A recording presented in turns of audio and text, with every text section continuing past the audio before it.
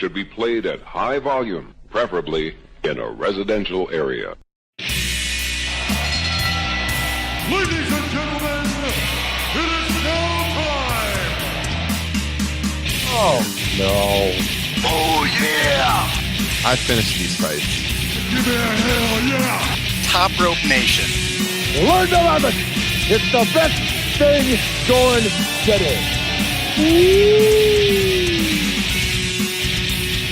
Hey everyone, welcome to Top Rope Nation. This is episode 95 of the Top Rope Nation Pro Wrestling Podcast. So glad you could join us to talk all the latest in professional wrestling this week. My name is Ryan Drosty, and I am joined here by Kyle Ross and Justin Joint to break down all the latest, what's going on in the squared circle this week. And Kyle, you just got in. You had a kind of a night out tonight. You're looking pretty spiffy here on our live video stream on Patreon. What's going on tonight in Cleveland? I'm not a bad-looking man. I'm just going to bottom line it right now. I mean, you're looking Shawn Michaels 1996-ish right now. Jesus. I mean, I don't know. Playgirl magazine might be calling. Yeah.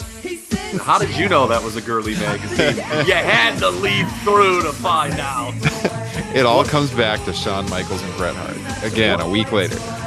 Like, as much as I absolutely detested Shawn going, we have something in America called the First Amendment, and then completely misrepresenting the First Amendment in that promo against Bret, you had to flip through the pages to get a look, didn't you? Is an incredible line. That was pretty good. Night after Mania 13, folks. Check it out. And Mr. Justin Joint, who is also on the live stream here, he's in the same building. He's changed locales, so it's a different backdrop than we're used to seeing. Justin, how's it going across town? Good. Hopefully I'll be able to move back into my usual spot during the course of this show for those watching. Justin was kicked out of the room because his family members are watching Game of Thrones from Sunday night, which I'm a big Game of Thrones fan. I know Justin is. Kyle, do you watch Game of Thrones? Absolutely, I do. Oh, yeah. I certainly do not study it as hard as I do the sport of professional wrestling, but I go back and rewatch old episodes. Yeah. Like all the time, like random episodes to see if there's anything I can pick up. Nice. Yeah. I don't think we ever really talked to you about it much, so we have to bring that up in the tech stream. I know our boy, Derek Strappel, Top Rope Nation producer credit for being a supporter on Patreon. He is a massive Game of Thrones fan, so we're usually texting back and forth about it. But Justin, I hope you can move back into the other room before the night's over. Me too. A little more comfortable than where you're at right now, I think. Attractive from all angles, though, in my opinion. Justin Joint, love him with all my heart and soul. Billboard model, baby. So, guys, I want to get all of our usual things out of the way right away because we got a new review from iTunes I wanted to read on air. But speaking of iTunes, if you are listening there, hit subscribe, leave us a rating, hit the 5-star. It helps us out. We got a review this weekend, just a couple days ago. This is from FNP89, whose subject line is professional and fun. He says the hosts are obviously longtime fans, but what sets them apart from most is how professional everyone is. There is no talking over one another, and everyone makes valid points. Truly a great podcast for smart wrestling fans. Awesome review. Thanks a lot, FNP89, for sending that in on April 21st. Greatly appreciate it. If you guys leave us a review, we will read it on the air just like we did this one. So hit that up on iTunes. Of course, we're available on Stitcher Radio, Spotify, TuneIn, Google Play, pretty much everywhere podcasts are found. In fact, the only place, guys, we're not available is iHeartRadio. I can't tell you how many times I've submitted our podcast to iHeartRadio, and it never goes through. I don't know what's going on out there, but pretty much the only place you can't find us is iHeartRadio.com, but everywhere else. Kyle does not iHeart Radio with all his heart and soul. No, I don't. I do not iHeart those guys. They have some really low quality podcasts on their podcast feed too. I gotta say, when I look up wrestling shows, what the hell are these guys doing? How did they get on here? And Top Rope Nation is not on here. I don't know who's screening those submissions, but we're on every single other service, I'm pretty sure, other than iHeartRadio. But for some reason, he's shooting. For some reason, we can't get through. So, yeah, check that out. And, guys, what app do you usually listen to the show to if you listen back to your performance weekly? We never talked about that before. Justin, I used to be a huge listener of the show before you started joining us as a host in January of 2017. What app did you use to listen? iTunes. Yeah. I don't, because I listen to everything at work, and I just got a little speaker I carry around with me and listen via Bluetooth. Nice. Then I stopped listening because I hate listening to myself. But you guys sounded good with Joe a couple weeks ago. Yes, the man, Joe Dorian. Getting him back on real soon. I also, when I listen, I don't usually listen to the whole show back, but sometimes I'll put on my car like the morning it's released to see how the mix sounds because I'm a geek and I spend hours mixing this show every week. So make sure the audio quality is up to par. But I always use iTunes also or Apple Podcasts on my phone. That's the easiest one, guys, to leave us a rating because if you just go to the show page on Apple Podcasts, right on the iPhone, just scroll down. There's the stars. Just tap the star. That's it. 5 stars helps us out. So before we move into the wrestling news, hold on one thing. Yeah, I get a special all 22 tape of the broadcast every week. So. The unedited version from afar. Yes. If you want to see the unedited version, though, guys, that's another thing I got to talk about is Patreon. So I mentioned a second ago, we're live streaming right now on Patreon, and we do that every week. So if you want to be a fly on the wall as we record, you get access to the exclusive video stream of the show. It's the only way you can see the video version of the show. You get it before the general public. We're recording Thursday night. This will go out on Friday. You can get that for just $1 a month. And honestly, every single person that signs up to Patreon really helps us out because we've been doing this show now for almost 3 years. I'd like to see the show expand. I have some things in my mind I'd like to do as far as, improving our quality, doing more live streaming.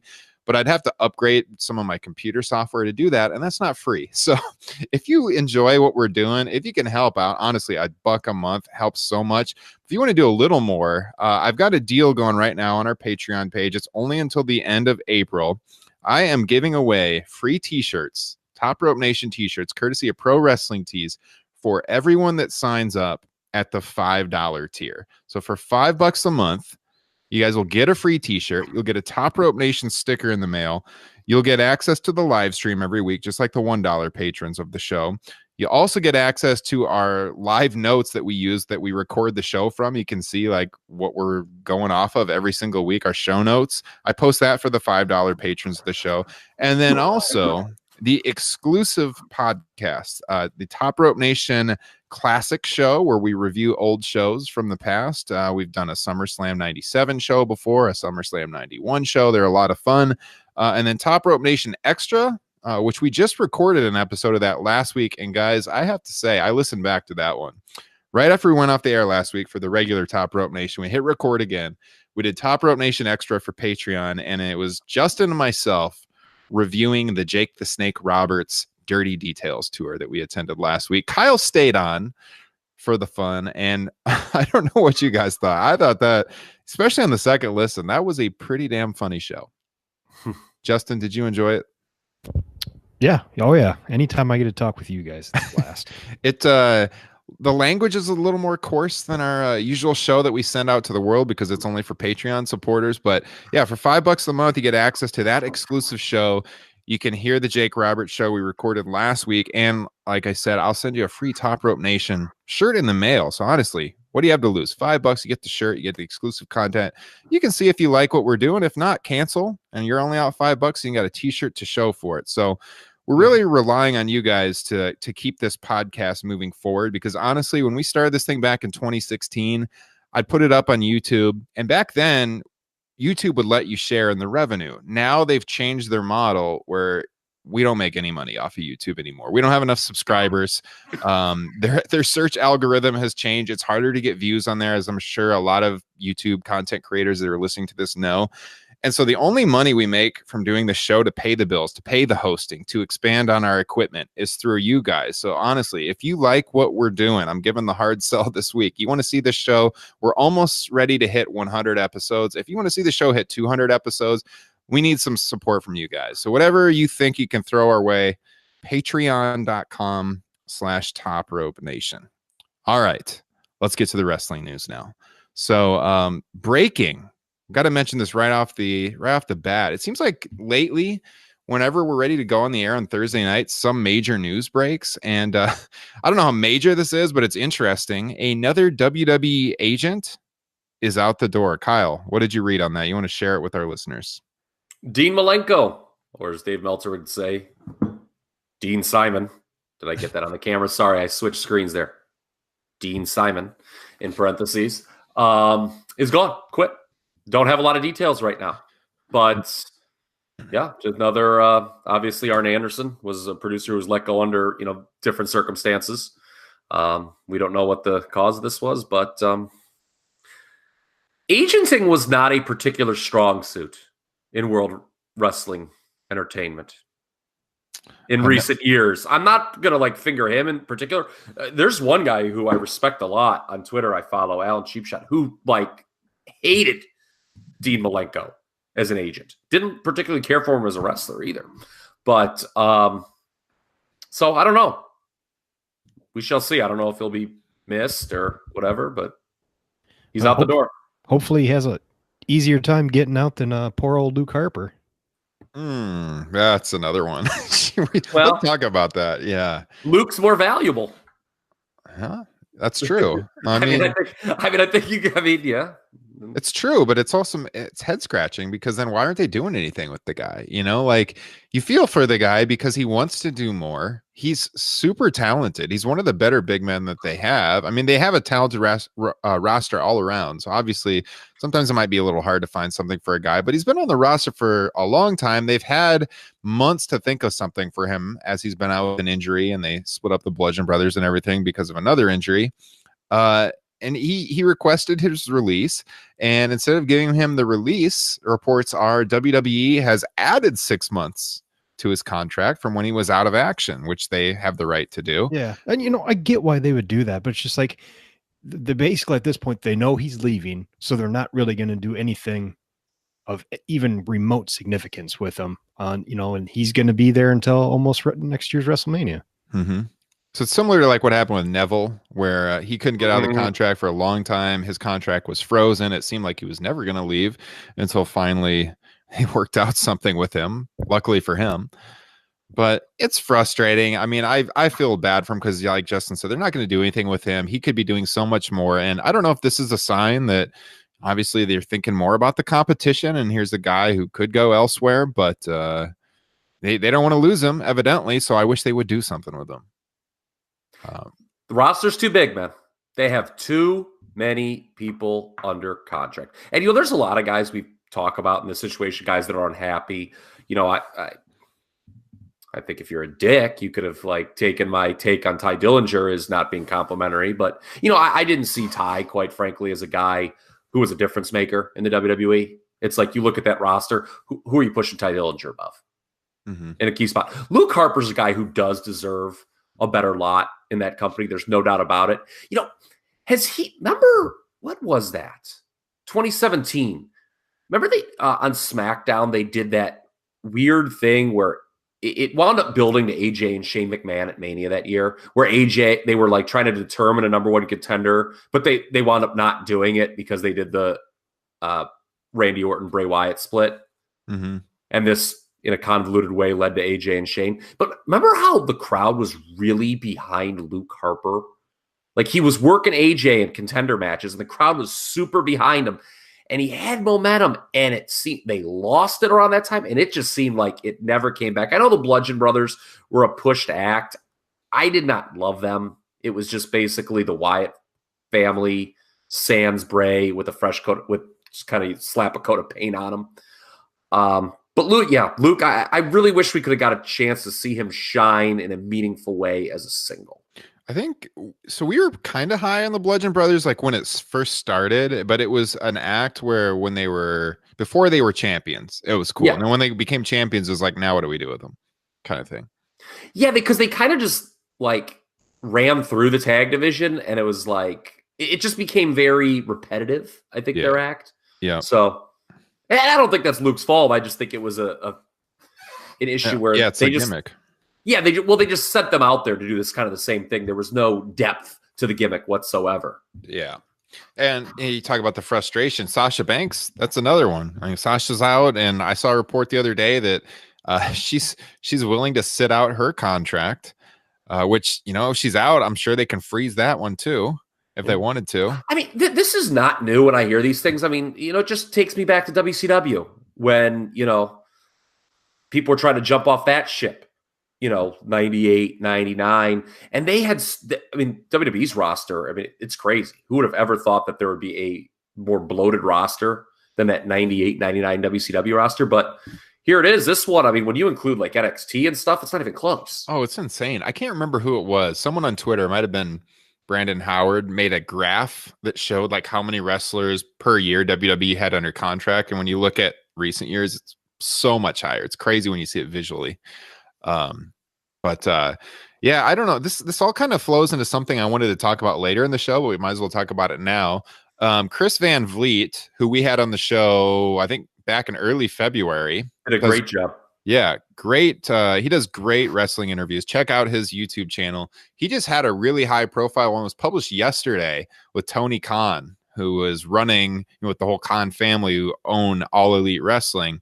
And it's really the first, at least video, long form interview I've seen with Tony Khan. And we know his father is one of the richest men in the world. He's financing the whole thing, but Tony is the guy who's in charge of everything. And he is a massive wrestling fan. It was very clear. Did you guys have a chance to watch this at all or read the highlights? Yes. Yeah, it's very clear he's a well-schooled wrestling fan. He's very familiar with the history of the sport and classic matches. He talks about some of the Flair Steamboat matches on the interview. But I almost wonder if that's like, hey, look at me. Oh, I thought that at first, but then when he started mentioning specifics of like, the Chicago match and the one in New Orleans, then I was like, maybe he does know exactly what he's talking about. I'm not saying he doesn't know, but I'm almost saying like, it's like, hey, let me throw out that I like Flair Steamboat to earn points. That's what I'm saying is when Chris asked him what his favorite matches are, and he says something like Flair Steamboat's always great, and it seems like, well, that's the go-to for everyone kind of thing. But then when he started mentioning like the locales and everything, then it's like, well, he's legit. But the reason I brought this up is because in the interview, kind of Van Vliet brings up the fact that, all right, anytime someone leaves another wrestling organization nowadays, they're talking, they're going to go to AEW. And the fact is, not everyone can go to AEW. No. They are backed by a lot of money, but they also need to show a profit. So they can't sink so much money into wrestler salaries and sign everybody. So you would think like, if Sasha Banks became available, they would sign her, no doubt, to legitimize that women's division. But Luke Harper, I think they would probably be interested in. I don't know if he'd get a job right away, but Ty Dillinger, I'm not sure.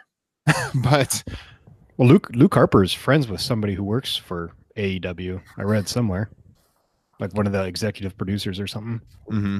Oh yeah, I'm sure like he's got a good relationship with Cody, but would they spend the money on him? He's a super talented big guy. I would think so. I don't know if they'd sign him like right off the bat. I think Sasha would be an automatic signing.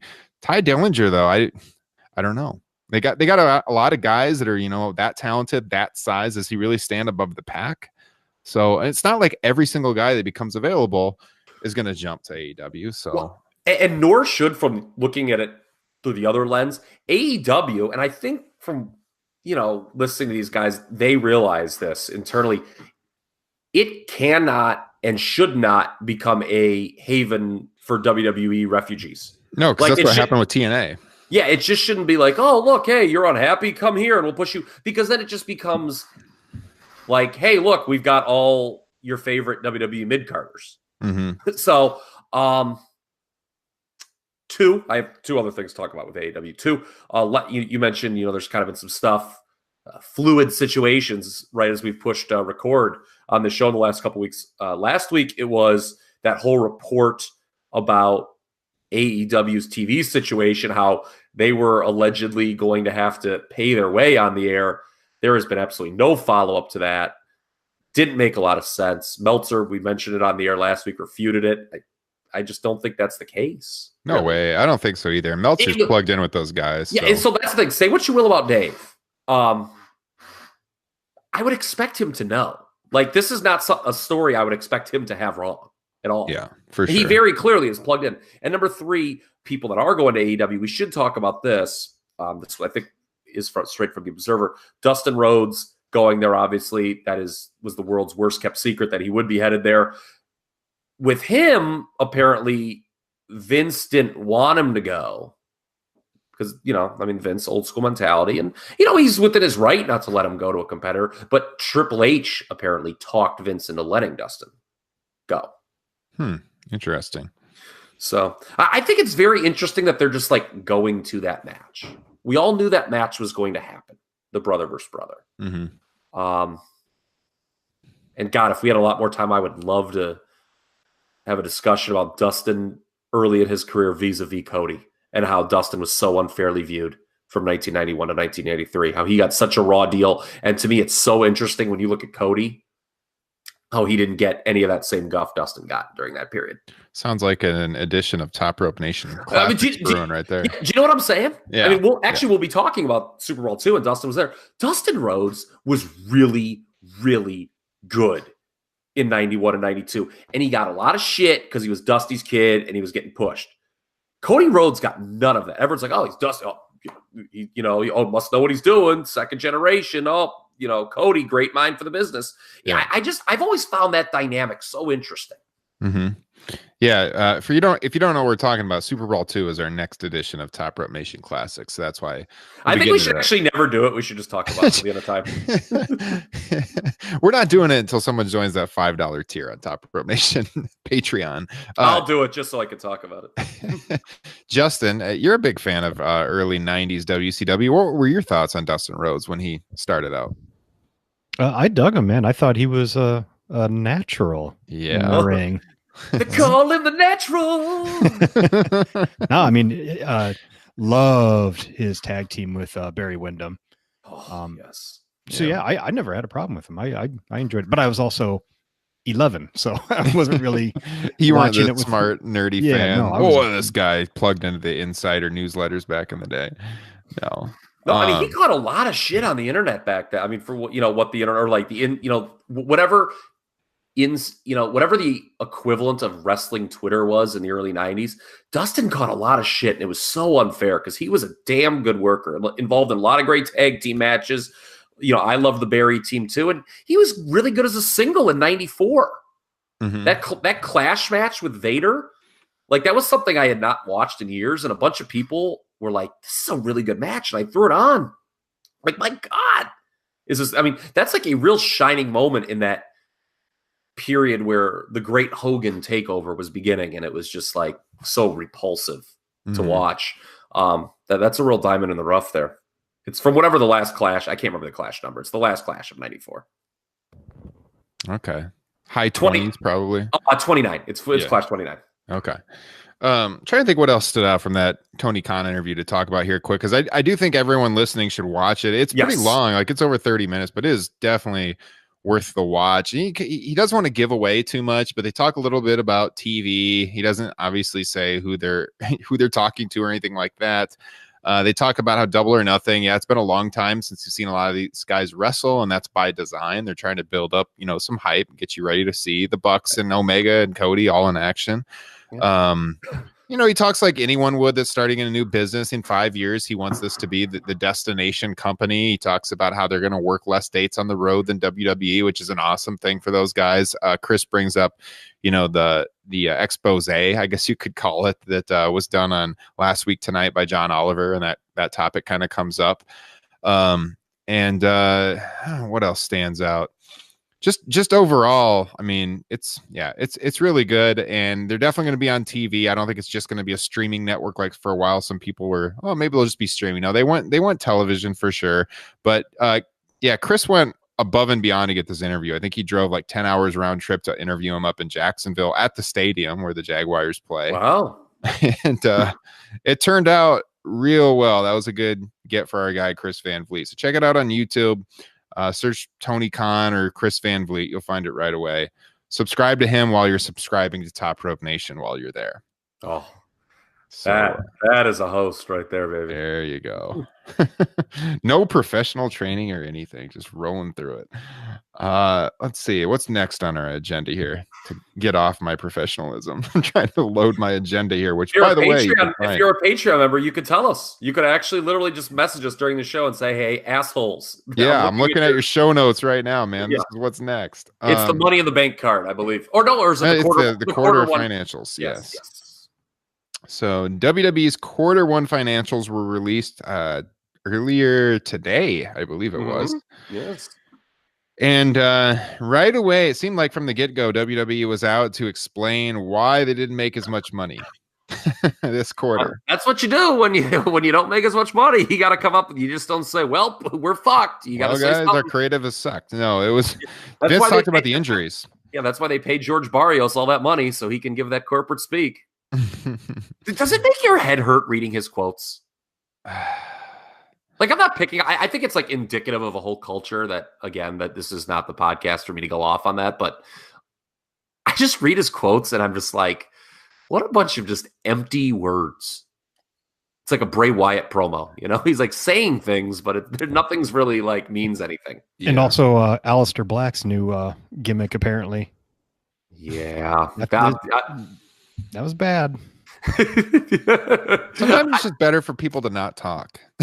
I mean, come on. I mean, if we could be real, just they have a mystique about them. They don't need to talk. There's no reason to make it. We talked about that with Nakamura like a year ago when they were making him do those awkward promos. Yeah, they think everyone needs to talk, including George Barrios. Yes, who maybe shouldn't. Well, at least it's in text form.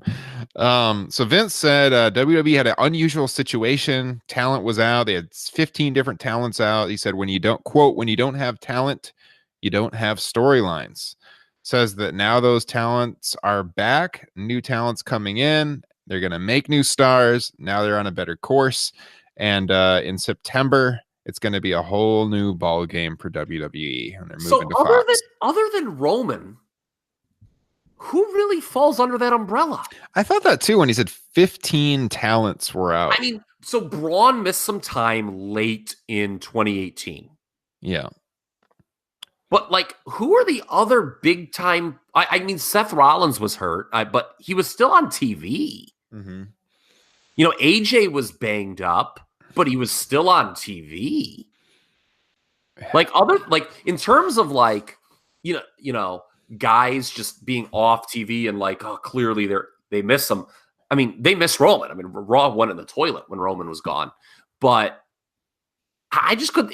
It was nothing like 3 years ago going into the Mania in Dallas when they had so many key pieces out. Mm-hmm. That was crazy. Who couldn't work. Like Cena was out, Rollins was out.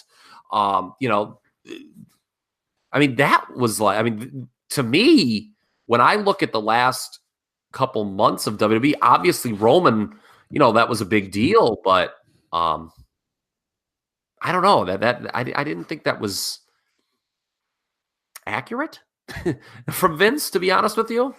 Yeah, I would be hard pressed to find 15 that it would, you know, make a difference. Plus this time last year, they've gained Bryan back, who was on the shows, but he wasn't wrestling until Mania last year. So more interesting seeing him in the ring. And overall, I thought their storylines were kind of good going. I mean, like, you know, we talked about how that WrestleMania that just happened in New York would largely be judged on the top 3 baby faces, and if they were booked to go over, and they went 3 for 3. Mm-hmm. I mean, I'm not saying that we expected that to light the world on fire, but yeah, I don't know. Yeah, I mean, they listened to the fans. They did exactly what the fans wanted to see. This was like the fans' WrestleMania. So, yeah. And the fans still kind of complained about it, but yeah. you know, I mean, I think we know, like here's a question I'll put to you guys.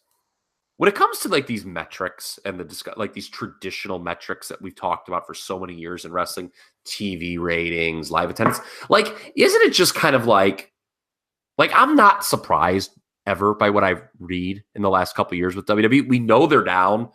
It's not a good thing, but like, is it fair to say that the WWE, I think I've said this before on the show, operates within such a narrow margin, you know? Like, its floor arguably has never been higher, but its ceiling has never been lower. You know, I mean, these are some troubling things with the ratings and, you know, the live attendance numbers. But at the same time, they're still predicting it's going to be record business this year. Okay, although this Saudi Arabia situation.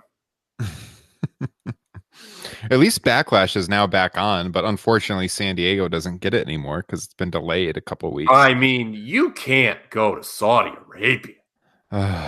We thought that last year, and look what happened. Right after the murder of the journalist, they still did it. Well, yeah, and guess what? There's been more. I mean, I mean, that you talk about that's bad. I mean, I think Saudi Arabia is the poster child for that's bad. Yeah. But yeah, I mean, I don't know. I lost my thought there. That's interesting you brought that subject up, because actually that's something that comes up in the Tony Khan interview with Van Vliet. Is they talk about how so many more people were watching wrestling in the 90s, but they weren't as plugged in.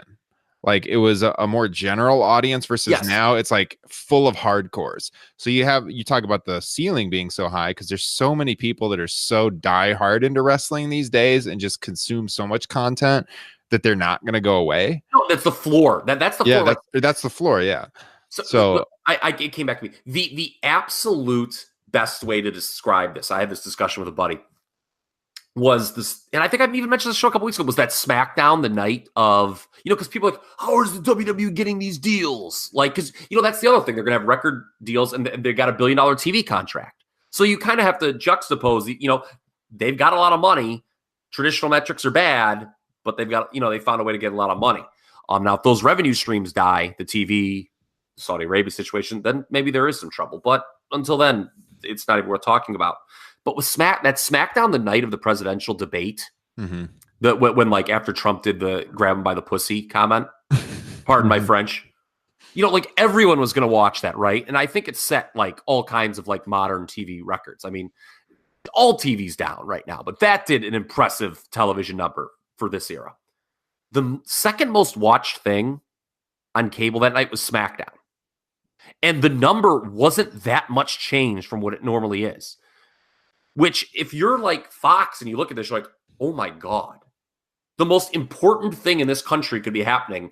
And here's this entity, WWE, that really isn't affected by it. And that speaks to your hardcores thing. Yeah. I mean, yeah, like you said, all TV's down. And so you got to look at, they've had decreases in ratings for a few years, but people are consuming television differently. I mean, you can go on WWE's YouTube channel and see Raw highlights within minutes of it actually happening.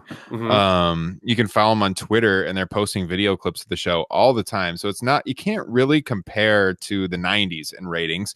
And then if you look at like WWE in this conference call today, they had some graphics they released, and one of them is their relative viewership versus other professional sports. Now, of course, they don't have the NFL on there, because the NFL would be higher. But compared to like NASCAR, the NBA, UFC, the NHL, like WWE's average viewership is bigger than all of them. And so that says something. Yeah. And, relatively speaking, Raw still does well on the cable ratings. Oh, yeah. It's always top last five. year. It's usually always top 5. Yeah. I mean, the only things higher than it are, some of the top cable news shows like, the Rachel Maddow and Sean Hannity's of the world. But, I mean, it's not great when you see those numbers go down, but, they've got revenue streams. If they have a record year, it's tough to say. I mean, it's a real dichotomy WWE is going. I mean, they are the first wrestling promotion that can kind of just get this guaranteed money in spite of how their storylines are doing. Yeah. I was just getting distracted because I'm looking at Justin's video stream and it looks like a lightsaber laying on the ground. I'm not. Yeah, I know. I don't know. I don't know either. I don't know. Oh, I'm pretty sure it's a PlayStation controller. No, it's his microphone. Is it? My God, pipe bomb. Justin Joint just dropped a pipe bomb live on Top Rope Nation. Oh no, he is assumed position on the couch. Justin has moved. He has moved to his usual spot. I'm back, baby. There we go. It was his microphone. It was my mic. And better than ever, face facts. Eric Bischoff. We're not going down that road, are we? No. Let's go down the money. That was a good song, and I don't care what anyone says. It was a good song. I'll agree. Yeah, let's go to the Money in the Bank card taking shape. Let's talk about this because WWE, man, right off the bat, they're going with AJ and Seth Rollins. We talked about last week breaking down the superstar shakeup and which brand had the best potential matches. And obviously, Seth and AJ is one of them. And the first pay-per-view, the first one after the shakeup, we're getting AJ and Seth Rollins. Justin, your thoughts? Too soon? No. Give it to me now. Give it to me now. Yeah. Like yeah. Let them have a couple great matches and keep going. Yeah. Kyle, would you have saved this one? Or are you glad they're doing it right off the bat? No, I think it makes the most sense to do right now because, you need a Raw title match on that show. And there was not an obvious contender for Seth. I mean, you could always do a Brock rematch, but I don't think really anyone wanted that. And if the Saudi Arabia show happens, when it happens, you would assume Brock will wrestle on it. And they might just do that there. So I want to talk about this match and go back to something I said last week, that when I mentioned Seth and AJ, to me, it wasn't like this huge long-term thing that you build to, which I guess goes to your point that you just asked now. I don't see it as quote unquote that match. So I think it's fine that they're doing it right now. It makes a lot of sense. People should like it. As to how good it'll be, it could be great. AJ to me, kind of over the last 2 years, has been more good than great, though. He hasn't been having those high ceiling matches, with the exception of that one on SmackDown against Daniel Bryan last October. But it should be good. I mean, it's a fresh matchup, too. We've never seen them work, I don't believe. So it was logical, and the crowd was into it on Raw in your home state of Iowa. Mm-hmm. I think that three-way was really good. Yeah, great finish. Yes, although, I'll bag on Meltzer when I disagree with him, but I should compliment him when he's right. One thing that when I listened to Wrestling Observer Radio on Tuesday, he was really harping on is they beat champions way too much in non-title situations, and he's completely correct about that. Yeah, no, I agree. And it seems like they're getting worse about that. Yeah, the Iconic situation is like insane. Mm-hmm. No, I agree. I mean, they're losing on TV every week now since they won the title. If I'm Sasha Banks, I'm like, you freaking took the title off me for this? Yeah. And this is why she hasn't come back. Yeah. No, I agree. That's been a problem for a while. Do we think AJ has any chance of beating Rollins? I think that's it. Okay, No. yeah. And that's what I think, to me, why it's not something you necessarily build toward. I just don't, hopefully they deliver that match quality. But yeah, I don't think anyone buys AJ as winning that match. So hopefully it's very good. Yeah. But that's not what that match is for. That, like you said, that's just all they need to do is put on a quality match. That's all that match needs to do. Yeah. And this is a show, Money in the Bank, where obviously, neither title match really needs to, I guess, be the draw per se. Mm-hmm. I mean, it's, not a good thing if neither of them are a draw, but, I think this is just really the right call for this. I mean, as far as title matches go, they're putting it on Becky's shoulders here. 2 title matches, which we talked about. Well, that's weird. 2 title matches, huh? Yeah.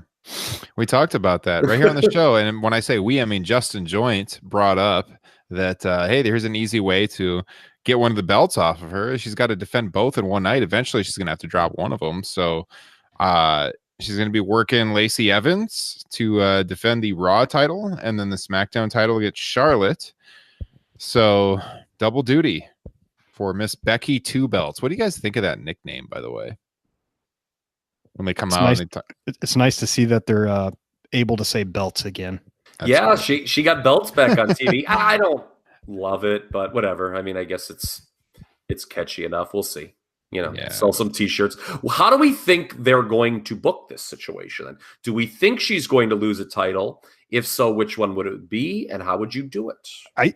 I would have her beat Lacey Evans and then lose a SmackDown title to Charlotte. But actually, I would have her win both matches, and at the next pay-per-view, then have her drop one. I think that's very interesting because I think it's too early. So we had talked about this when the Becky-Lacey feud was birthed, correct? That there was kind of a booking conundrum there in the sense that, let's just say you had Becky working Lacey at the show. It was not, Becky wasn't working twice. She was just working Lacey. It's clearly too early to have Becky just lose her one match at a pay-per-view, but you also don't want to be beating Lacey, who you presumably view as a star down the road, and this is her first big match, right? Mm-hmm. So this whole situation with having 2 title matches, to me, I think you can do a non-finish with Becky and Lacey, and then do what you will with Becky and Charlotte. The only issue is, okay, let's say you have There's some issues at play here that I hope they're thinking of. I thought of this earlier today. If Becky loses just one of the titles, okay, she can't, in storyline, have any revenge on that person because she's not on the same show anymore. Mm-hmm. So that's what's concerning, is because, you know, she didn't actually beat Charlotte for the SmackDown title. You know, I don't think she has a very good track record against Charlotte. So if you have Charlotte beat her, like you said, she can't get anything back from it. And then the other thing I just kind of thought of is, like, there's not a lot of great opponents on Raw for Becky either to have a long championship run. No, I mean, they've got to do that feud with Lacey. Yeah. No, that's interesting, though, because so she would be on SmackDown, though, right? She never left SmackDown. So if she lost the belt to Charlotte and then retained the Raw title, she could technically be on both. Right? No, I don't think so. No, they won't say that. They'll just say she's on Raw. I don't think she never switched. She never switched rosters, though. I mean, she was a SmackDown talent. The only reason she's on Raw is because she has the Raw belt, and she didn't in the shakeup. Her contract didn't go to Raw or anything. You know, Kevin Owens was a Raw guy all last year, and then he magically showed up on SmackDown without explanation. That's true, but I'm saying if she lost one title, the one that she could still have a right to show up for and go after, I guess, would be the SmackDown title, because technically she's still a SmackDown star. I get what you're saying, but like that Raw women's division is thin. It is thin, and I think that's a problem. If I was going to have her lose one of the titles, I'd have her lose to Lacey Evans. I'd have her have a grueling match with Charlotte, retain, and then drop it to Lacey. Lacey's a new star, but that kind of gives them an out. Like, look, Becky wasn't fresh, but then it makes Lacey look good because she's got a title right off the bat, kind of like, you know, Paige did early on. I guess that was her first night on the main roster. What do you do with Lacey then? Because I think that's what I'm saying. That's the inherent problem, though, is because they don't have a lot of talent on Raw. But if I had it, like, if in a vacuum, if I had to choose one of the two to drop the title to, I wouldn't do Charlotte, because Lacey's the one you got to make right now. But yeah, you get the belt on Lacey, and then what do you do? So I don't know. Honestly, I would have her. I think it's too early. You know, you made a big deal about this winner take all scenario at WrestleMania. I think it's too early to take one of the belts off of her. Yeah, but she can't beat Lacey clean. I would not have that happen. No, I would not do that either. I think you could do a deal where, again, like I said, having her Becky work twice, you could do kind of a screwy non-finish in the Lacey match and give the crowd a standard good match with a clean finish against Charlotte, where she beats Charlotte. Yeah, I could see that. What do we think about how Becky's been booked in this, now that she is a floating champion?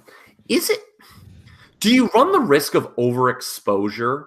Like, I get what they're going to say. People are going to say, well, she's the Raw and SmackDown Women's Champion. She has to be on both shows. My question to that is, does she? Every week she has to be on both shows? I think overexposure is already starting to happen with her, because we've talked about this texting each other. You look at her promos, like, she's got to talk on every show now. It seems like twice a week.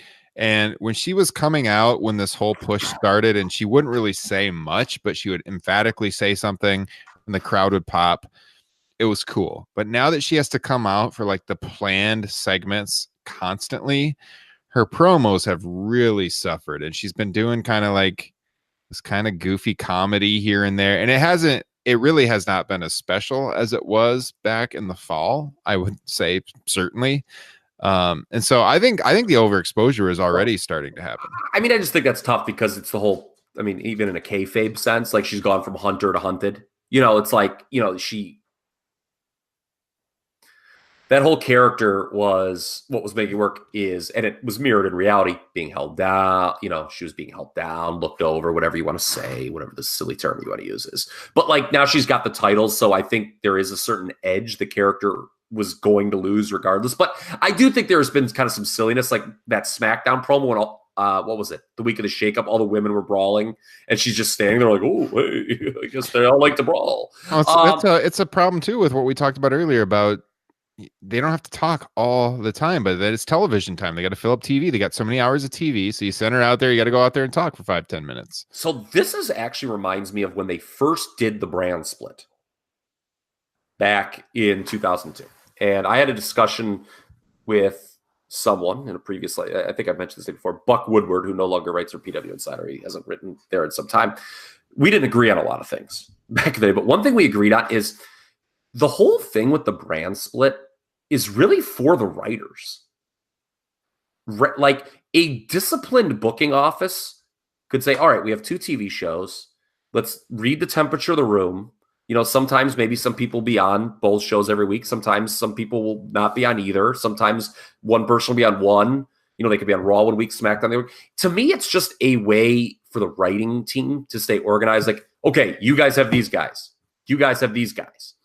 And to me, if you're just disciplined with how you book Becky, you don't have to just throw her out on both shows every week. You know, and they're doing the same thing with the Iconics. Like, I thought the whole idea of having floating champions as both single tag team is 1 week, you know, one show gets the Becky. 1 week, one show gets the Iconics, and then vice versa. And then it kind of is fresher because you don't know who's coming out. Mm-hmm. So that's just my opinion. Maybe somebody has a counter that's a lot more intelligent, but I've just always viewed that with the brand split, that if you're disciplined enough, you don't have to kind of have this assigned teams scenario. And that's the way I've always felt about the brand split, to be honest with you. Yeah. Well, we saw some people, speaking of the brand split, moving back and forth this week. And so we talked about this last week, that Joe was likely headed to Raw. I mean, we saw Balor go to SmackDown, so they're going to switch those mid-card titles. And Joe was legit sick the week of the Superstars Shakeup, so they held him off TV. He was going to be on Raw last week. Yeah. And then we've got the apparent breakup of the Bar, Cesaro possibly getting a singles push now. Justin, you're pretty vocal. You wanted to talk about this on the show. What did you think about Cesaro this week? Well, I mean, because for those that don't know, this is partially because of our text thread where I was very into Cesaro getting the win. And part of that was just because, like, it was Cedric Alexander's debut on Raw, well, his new debut on Raw. And then, like, as soon as Cesaro came out, I was like, oh, well, Cesaro's going to eat the L here for Cedric.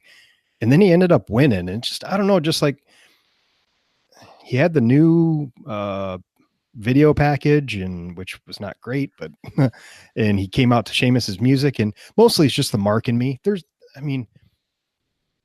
I love Seth Rollins. I love Finn Balor. I love Cesaro. Like, Cesaro's like, you know, since Kofi got the big win, Cesaro's the last one that I would love to get see him get a push. Do I think it's actually happening? No, but it's just something I would love to see. And they have stuff they could use, because in real life, he's good friends with Seth Rollins. So have him win Money in the Bank and betray Seth Rollins, you know, maybe build the friendship up going into that event, or I don't know. I'm just a Mark who loves the Swiss Superman. Well said. A lot of movement though overall on the roster this week, because we had Andrade go back to SmackDown, which was apparently at the request of Fox for the Latino market. No, was it, or was it the request of Charlotte Flair? And by the way, all the people who emailed in to Brian Alvarez during Wrestling Was Over Live thinking that was a bad thing are tools. Well, someone is either PW Insider or The Observer. I know they want to keep them together, but there was a report that Andrade was wanted by Fox because of their Latino. What's the channel? Fox Sports, whatever is marketed to Spanish speaking countries, that they wanted Andrade for that. So yeah, I just read that a little bit ago. Okay. But they are trying to keep couples together. So with Charlotte, you know, and we talk about doing things like extending contracts and all that's not nice. I mean, that's the right thing to do. I mean, when Andrade showed up on Raw last week, was that not the first thing you thought of? Like, well, I guess him and Charlotte are on the same show. Well, yeah. The domino effect I read with this one was that with Andrade, and then also, of course, Zelina Vega going back to SmackDown, that's why Aleister Black, since they are actually married, was then sent to SmackDown. And so you got Ricochet and him broken up now. Which I expected to happen in the first place. Yeah, for sure. We talked about that. Now, I wouldn't mind. I think I said right when they were brought up, I thought maybe they're being wasted as a tag team, because I think their ceilings are pretty high, both as singles competitors, especially Ricochet.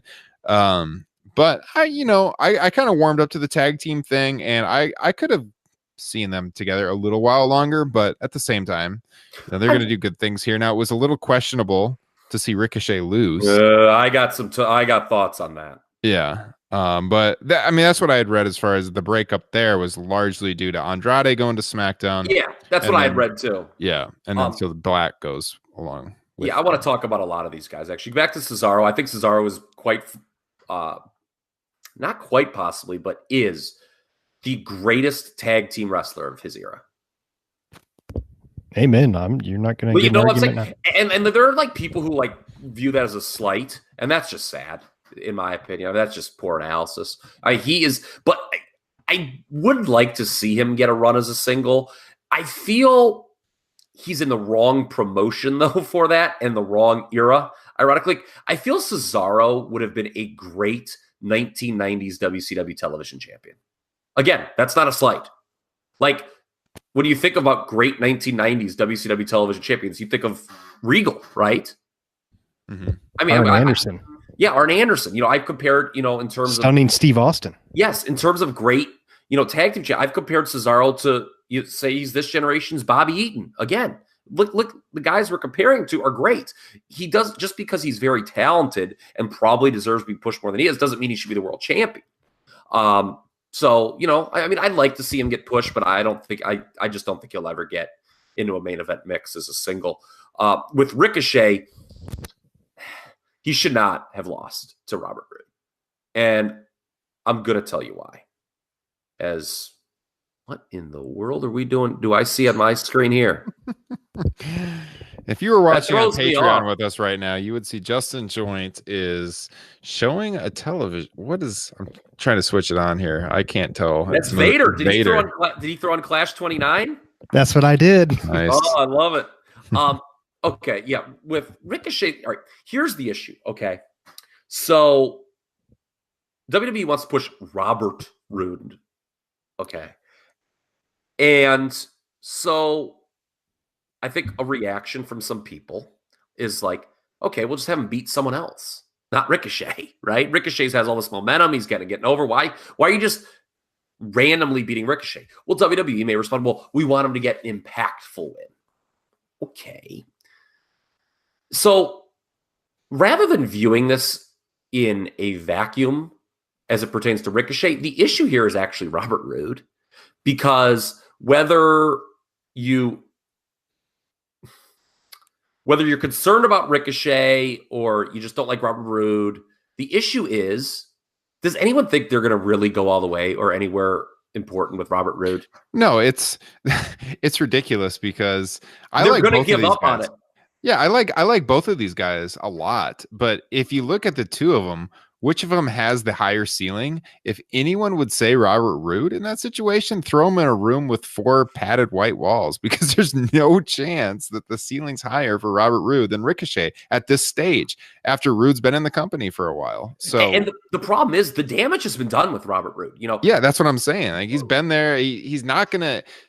Ricochet still has a chance to be a top star. He's got momentum. He's super talented. The fans are into him. And everything about him on the main roster was he'd been booked completely correctly. Yes. They had not actually screwed it up. This is one of the things, there's a lot of criticisms about WWE. I think some are fair, some are unfair. One that is absolutely fair is when they just decide all of a sudden, we're going to push this guy. And our misbooking of him in the past no longer applies. When that's just false, people watched it and it does apply. And with Robert Roode, Bobby Roode, whatever you want to call him, the first year was a disaster. Mm-hmm. It was, why he was brought up as a babyface is just beyond me. The word was Vince McMahon was kind of like initially not impressed with him. Like when he first came to the main roster and he just got kind of hosed. But this whole idea is like, he's Robert Roode now, and by God, you're going to take him seriously. Like, I just feel that's bad writing. Yeah. Like there's no reason all of a sudden in a kayfabe sense that he should be better. Yeah. Why? Because he has a fucking mustache? That's the story. That's the whole story. He has a mustache and he has a serious first name now. He's more like Rick Rude now. Yeah, I just the tangent has been drawn. Yeah. So like that's the thing. Like if they actually were serious about pushing him, then fine. This is a moot point, this discussion. But my issue is in 6 weeks, where do we think Robert Roode is going to be? In 6 months, where do we think Robert Roode's going to be? Is he going to really be elevated on the card? Probably not. And so that's what's frustrating, I think, is when, and again, I think this is a fair criticism. Fans see this and say, we're going to look back at this in 6 months and be like, why the fuck did they beat Ricochet like that? And 6 months from now, we're going to be like, why the fuck did they beat Ricochet like that? So, yeah. Two things. One, you, the listener, should really join Patreon, because when Kyle gets like in the tangent like that, gets really hot, he leans into the camera and he really goes after it. and two, boy, this crowd is hot for Dustin Rhodes in this Clash of Champions crowd.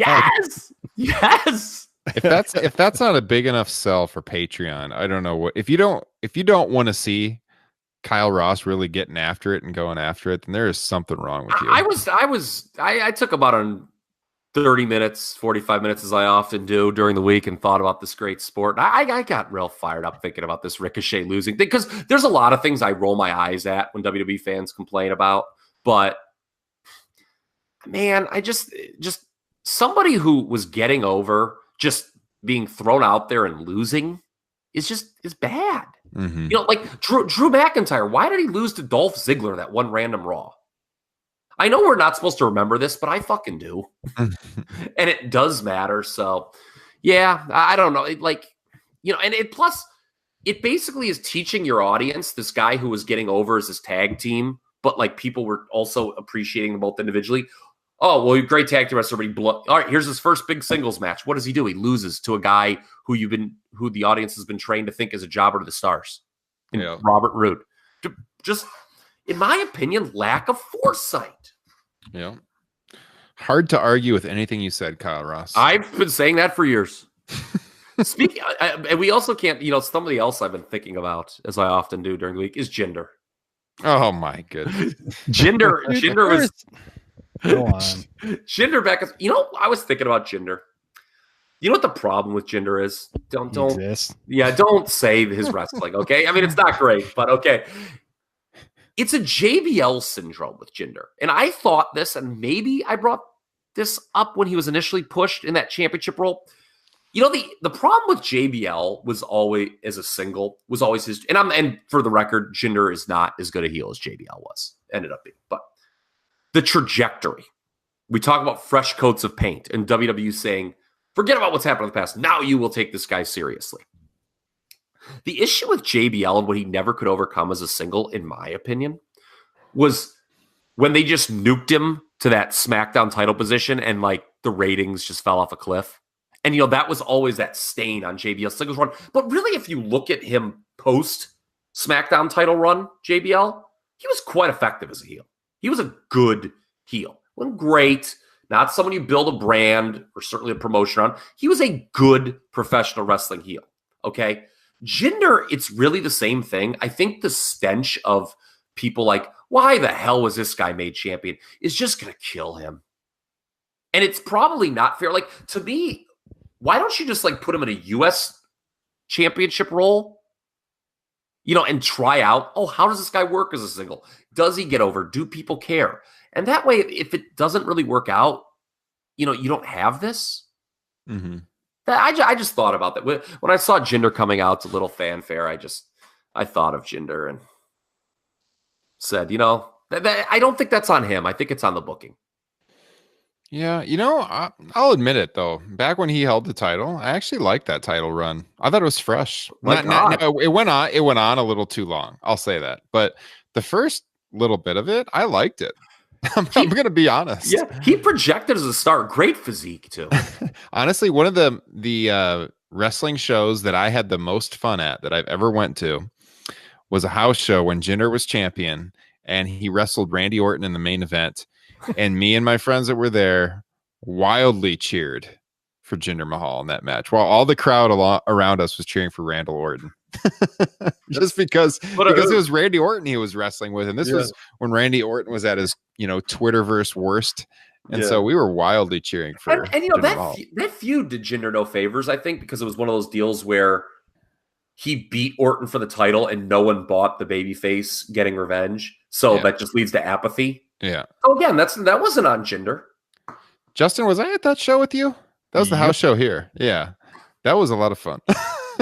Jinder Mahal. I gotta say, I think it's a travesty that Kevin Owens turned heel and Bray Wyatt, introduced a new character, and we're fucking talking about Jinder Mahal. He was in my notes, damn it. Hey, we're gonna come back to Kevin Owens in just a second, but I did pull up on my And did I not? I didn't write Bray in my notes because we obviously have to talk about that. Yeah. Real quick though, before I forget, I pulled up on my iPad here the whole thing with Andrade and Zelina. There was 2 reports on that we were talking about a minute ago. So PW Insider reported that Fox directly requested Andrade and Vega to be on the Blue brand because they wanted to highlight WWE's Latin American stars on Fox Deportes once SmackDown Live moved to Fox. And then on the Observer, Meltzer also reported WWE is trying to accommodate couples better, and that's another reason he was moved over is because of the Charlotte Flair that they're dating right now.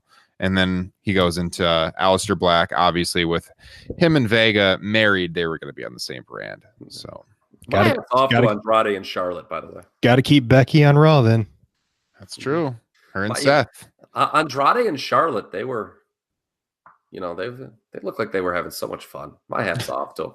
Not engaged though. Charlotte was quick to put out a statement about that because she was spotted wearing a ring. Am I completely bonkers on this? Yes, probably. The way the camera shot Zelina Vega's reaction and Corey Graves' commentary post-match after Andrade lost to Finn Balor on SmackDown. Did you get any sense that they might be breaking that act up in lieu of the information, despite the information Ryan has just shared that, Fox kind of wants to highlight these people? I kind of got that sense. Like Corey Graves is like, I think you got to pin this one, and he's the heel commentator. Tell me you just saw the clothesline, Ryan, Justin. No, it was like a top rope DDT on Vader from Dustin Rhodes. How good is this match, by the way? How good is Clash? Now I know what I'm watching when we're done recording. This while I edit this podcast, this is going to be on in the background. You guys keep going. I'm done for the podcast. Okay. But did you get that sense? Like Corey Graves was the heel commentator. Like, to be fair, I think you got to put this on Zelina Vega, and they showed her like overacting after the match. Like, oh no, I've screwed up again. Maybe I'm out to lunch on that. Maybe they just wanted to do it and it won't be followed up on. But, given that he just lost to the Intercontinental Champion, like, where do you go from there now that he's back on SmackDown? And, something to maybe watch. I could be wrong. Money in the Bank winner. Yeah, I could see it. I would love, he's hurt though, so I guess he's not going to do it. I love the idea of Big E winning Money in the Bank and there being friction in the New Day. Mm-hmm. Yeah, the New Day. Speaking of that, Kevin Owens, his new feud now, he's going to be the first challenger, it looks like, for Kofi Kingston. Yeah. And that babyface Kevin Owens run sure came to a quick end. Apparently Daniel Bryan's injury kind of played into that. I read earlier today there was a lot of different opponents being considered for Kofi, but ended up going the Kevin Owens route and the turn. I mean, I think we all saw this coming. I didn't see it coming this early, but I don't know. I know we talked about it on the show. It got over. We talked about on the show. Owens is a pretty good baby face. He's relatable for a lot of the crowd. He's just an average guy. He looks like just an average fan, but he is a really good heel. So I can't be too upset. He is such a good heel. But what did you guys think of the turn, Justin?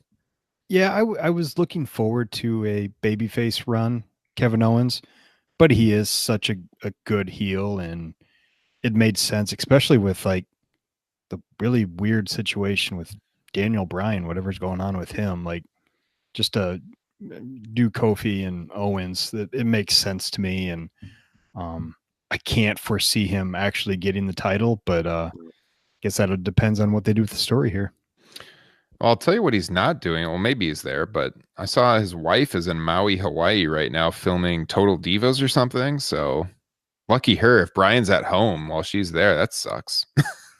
Yeah. Look, I for months, maybe even years, said Kevin Owens has a great babyface run in him. I think that for years this is always the case. When you're really good as a heel, what happens? You eventually become a babyface because the crowd respects your heel work, and you have to become a baby. I've said this, when heels get "you deserve it" chance when they win world titles, they're not heels anymore. Yeah. Okay, they're baby faces. And that's where Owens had got to. So I really wanted to see him get this babyface run. But I'm not going to fault WWE on this one at all. From Kevin Owens' character perspective, tell me if I get real into this one. Intense, Justin. I might. He is leaning into the folks. camera. He's here. leaning, I folks. I feel it. He's getting flushed. Okay. From the Kevin Owens character perspective, there is a story to be told here that and it's based in reality. He very much kind of got, quote unquote, shafted by Kofi Kingston getting over. Kofi getting over, winning the title. That was very much at Kevin Owens' character's expense. Or I don't even know if characters, but Kevin Owens, the person's expense, because KO was originally planned as Daniel Bryan's Mania opponent, if you believe the dirt sheets. So, Owens has that to go off of character-wise. And then you have thrown the Daniel Bryan injury. I think a lot of people figured, well, okay, Kofi beat Bryan. They'll just come back with a rematch at Money in the Bank. Well, if Bryan can't work, that's a huge void. You need to do something. Owens was kind of directionless. I mentioned that last week as a babyface because the plans change. So he was thrown into the spot. I think it makes a lot of sense for him to turn. The crowd was hot for it. It was a deal. It was that good kind of heat. Like, even though it was obvious, and I think a lot of people saw it coming, the crowd didn't want it to happen. Yeah. They're like, "Oh, you goddamn son of a bitch, Kevin Owens." It was a real good heat. His reactions, his facials were really good. So yeah. He's got to be loving every second of this, because here's a guy, you talked about it a minute ago. He comes back from the injury thinking he's getting the WrestleMania title shot. It's taken away because obviously Kofi had all the momentum and that was the right decision. But for him, as you just said, Kyle, he was floating out there with really nothing. I mean, he's doing the New Day thing the last couple of weeks and doing some comedy and stuff, but directionless. Yeah, and that here was he going is to get now in old. the title picture again. That would have gotten old. Yeah, so he's back to his old heel character, which is awesome. I have no problem with that. And now he's in an important spot on the card. Apparently, go ahead. I'll just say one thing to Justin's point. The only thing is, if he doesn't win the title, which I don't think he will, then okay, you've just turned him heel, and he didn't win the title. Like, it'll be interesting to see where he goes then from there. Yeah. Well, according to Dave Meltzer, the other opponents considered, he says that they were going to do the rematch of Money in the Bank with Bryan before the injury. But he said other opponents considered for Kofi were Orton, Eric Rowan, Baron Corbin, Drew McIntyre, and Samoa Joe before finally going with Kevin Owens. So some of those rumored names obviously were before the shakeup decisions were finalized, but I think Owens is a great first challenger for Kingston, and I'm looking forward to the match. So yeah, and Owens has not lost a high profile match since he's been back. Like, the problem with Orton, I know there's dozens of examples where they just breeze by it and it doesn't matter. But McIntyre and Orton coming off high profile losses at Mania, that seems a little cold. Corbin, look, I'll go down to my dying day. I think he's a good heel too, a good mid-card heel, but it's a proven fact. People don't want to see him in main events, so that wouldn't have been a good thing. Joe would have been an interesting one, coming off Squash and Ray. So I think, among the options, he was the only other viable one. Yeah. Before we wrap this up, guys, anything else you want to talk about Money in the Bank? We had Roman versus Elias here on the format sheet. Yeah. The Heartland of America, by the way, we should say. The crowds this week on TV were very much how WWE would want every crowd to be, I think, kind of. God bless you guys over in the Heartland. But both you guys are in Lincoln, Nebraska. They were chanting Roman. I mean, that was a strong Roman crowd. But this Elias program is about as ho-hum as it gets, isn't it? Like, I feel like we've seen that match on Raw a million times. Yeah. I think somebody tweeted, this is the rawsiest feud ever. And now it's being brought to SmackDown. And it's also a clear signal that we are going Roman Reigns, traditional babyface. And I talked about this last week. Interesting thing about SmackDown is the dichotomy of Kofi Kingston, who was clearly the top babyface coming out of WrestleMania. And now you have Roman on the same brand, who is sort of positioned by the company, and they kind of want to be the top babyface. So it's interesting. Roman's in the program against the McMahon. He lays out Vince. He's, getting a promo with Shane this week. So yeah, that was my big fear about Roman going to SmackDown, is that my hope was SmackDown would make his feuds interesting, because SmackDown is, to me, so much superior to Raw. And I'm afraid Roman Reigns might make SmackDown a little bit more Rawsy. Uh-oh. I hope not, because I got to cover SmackDown for comicbook.com. Okay. We talked about this, and it was true for Cena too. Roman Reigns and John Cena matches and programs are always at their most interesting. And, we can always talk about the split crowds with Cena and Roman, and it applies here. When everybody in the crowd has someone they're passionately cheering for. I know, WWE, do they like these split reactions? Do they not? I don't know. But it's always a more interesting match in program when, a Cena or a Roman works against, a CM Punk or a Daniel Bryan or an AJ Styles. The crowd's hot. Everybody's got somebody they're rooting for in that crowd.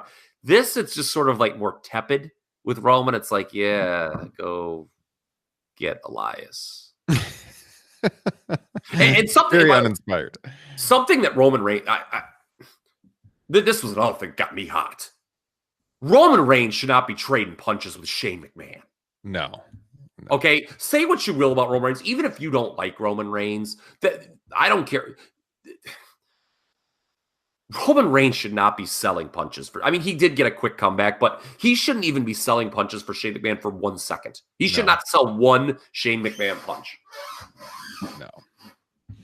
That's a good way to delegitimize one of your main eventers pretty quickly. It's supposed to be a powerhouse, selling punches from a 50-year-old non-athlete. So I would agree. The only other thing I had in our format sheet was the CM Punk thing. Getting into a wrestling ring in Milwaukee with a mask on. That was kind of surprising. And apparently it's not even the first time that he's done it. You guys all saw this, I'm sure. Yes. So this is going to ramp up the rumors that he's warming up to a wrestling return. I think obviously when you look at AEW, if they could land a CM Punk, it would be massive. What is the general feeling on CM Punk in the IWC right now? Because, he got like a lot of shit for like the way him and Cole Cabana are apparently no longer friends. Like, I know people chant CM Punk at WWE events, but I don't know if they're actually chanting for CM Punk or it's just like a protest chant. I don't think the Colt Cabana thing would affect the pop he would get, like for a surprise appearance in an AEW. I think the crowd would just lose their shit instantly just because he's been gone for so long, and it would be a legitimate shock to see him return to wrestling. And I mean, that's, if you think about the people that AEW could get that they don't already have, and they could realistically get, that's probably like the top one, right? I mean, they got everybody else that is realistic. Yeah. So I mean, it'd be massive if they could get him, and just the fact that he's done this stuff for MKE Wrestling, Silas Young's promotion up in Milwaukee. I think it's a good sign if you want to see CM Punk back in a wrestling ring. And I think it's inevitable. I think it's going to happen eventually. Obviously, his MMA career has not panned out. Yeah, I did. What Meltzer was that last week in the Observer? Meltzer wrote that Punk quietly took place in a 3-person BJJ contest and placed 3rd. Yeah, I mean, it's not working out. It's cool that I don't fault the guy who went after his dream. Not a lot of people have an opportunity to do that. He used his connections to do so, and that's that. But for a guy who was one of the great performers of his generation and made such an impact on people in the last decade, wrestling's where it's at. And with this new thing going on with All Elite Wrestling, that's a really exciting opportunity that I think he should take advantage of. So hopefully that happens. And I gotta say, I fucking love a masked man gimmick, man. So he said, "Do you love me?" And she says, "No, but that's a real nice ski mask." I love masked men. I guess Jim Cornette, buddy, passed this along because I had that same reaction when a buddy sent me the video. I'm like, God, I love masked men gimmicks. And my buddy sent me, like, Jim Cornette, I guess, went off on his show one time about how WWE hates masked men gimmicks and just trained the audience to think it's like a jobber or something like that. But God, when was the last time we had a great masked man gimmick? We need to bring that back. Like, who is it? If you could ever do an angle where it's like, who is this guy, and get the internet buzzing, like, who is this masked man? That would be great. Cesaro. Yeah, but what's the payoff? Like, oh my God, it's Cesaro. Like, I mean, like, He becomes world champion. Oh, okay. Yeah. Hey, real quick, we're running long here, guys, but I've legit been super curious as to your reactions to Bray Wyatt. Yeah, we do have to talk about this. Awful. Really? Yeah. Don't like it. Okay. See, at like, all. my initial reaction was ew, but then I saw it again on SmackDown, and I'm still concerned about it because I don't know how that, because I think the vignette was good, where, you know, the Pee Wee's Bray House was good, but I don't know how that translate to a live show, like when he actually shows up and yeah, I don't know, just actually being on Raw or SmackDown or whatever. I have some deep concerns. It is not a main event gimmick. That is for sure. It is not understatement of the year right there. Okay. Bray, we talk about, I think I've used this phrase 3 or 4 times on the show, fresh coat of paint. Bray Wyatt needed a fresh coat of paint. The old character was done. It was not working. I would have loved a Bray Wyatt more based in realism. This is not that. So I'm going to reserve judgment to see how it goes, because, you know, we talk about this a lot with NXT. By the way, I heard I haven't got a chance to watch them yet. I heard the last 2 weeks of NXT TV have been absolutely fantastic. So I'm making, you talk about what you were going to watch after the show. I'm going to make it a point to watch those 2 shows. I've heard they're absolutely fantastic. But pre-tape versus live, let's see how this translates in front of a live crowd. The gimmick, you know, it's one thing to watch it pre-tape, vignettes, you know, people are tweeting about it, but what does that mean? I'm interested to see. I will not shit on it right away, but my first reaction wasn't necessarily like, ooh, or I hate this. It was, this is definitely not a main event gimmick. Yeah, it's just one of those things where, like, he was fine before. It was just the booking that killed him. You know, it's just like they built him up every time, and then he'd lose to John Cena or Dean Ambrose or Roman Reigns or Randy Orton. That's the word, I think, plateaued for him, because he was a heel and he would, like, lose all of his feuds. And then it was getting to the point where a lot of the guys weren't coming up better for it, like even the baby faces. And his promos were so empty. I thought, like, he had good delivery, but, like, I feel like if like closed captioning had a sense of humor and you put it on during a Bray Wyatt promo, it would just say the word words on the screen, because that's all it was. It was like these well-delivered words, but it meant nothing. It's like, I am the eater of worlds. I am all this stuff. It's like, what the fuck does any of that mean? Why do I, the listener, give a shit about any of this? Yeah. You know, let's just, like, come up with a bunch of alliterative phrases. I lost my voice. Well, I agree. He needed a change of paint, and we'll see how this turns out. But my initial reactions are much like yours. Not a very high ceiling for this type of a character, and I did not care for what I saw this week. But we'll see what they do next week for it. So, guys, throw us a follow on Twitter at Top Rope Nation. You can send in your emails. Let us know what you think of the show. If you got a question for us to read on the air, topropenation@gmail.com. And you can find us on Facebook. We're on Instagram. Just search Top Rope Nation. It'll show up there. And like I said earlier in the show, patreon.com/Top Rope Nation. Anything you can pledge to help out the show, we'd greatly appreciate it. And if you want that free t-shirt, $5 will get you a free t-shirt a sticker, and all the bonus content. Try it out. See if you like it. We'd love to have you stick with us. If you cancel after 1 month, hey, that's fine too. You got your Top Rope Nation sticker. So you can do it at patreon.com/Top Rope Nation. Justin and Kyle, I hope you enjoy your post-show wrestling watching. Yeah, everybody go watch Dustin Rhodes versus Big Van Vader. Clash of Champions 29. I'm turning it on as I edit this, so that's already determined for me. The rest of the show, you may want to skip. Oh, yeah, skip it. I saw Honky Tonks on that fucking show. Only watch Dustin Rhodes versus Big Van Vader. The award-winning WWE Network, which is apparently getting a relaunch in the coming months. That was another thing that was on the conference call I have today. some concerns. Yeah, we can talk about that one next week because, yeah, there's a lot to talk about there. All right, guys. So, again, hit us up on Twitter at Top Rope Nation. We'll talk to you next week with episode 96. And at that point, we're going to unveil some details about what we got planned for our 100th episode coming up here in late May. We'd like to get the listeners involved. You can let us know your thoughts on Top Rope Nation. We'd like to play kind of a stream of listener comments on that show for our big anniversary show. We'll give you all the details next week. Until then, have a good weekend. Catch you guys next time. Peace.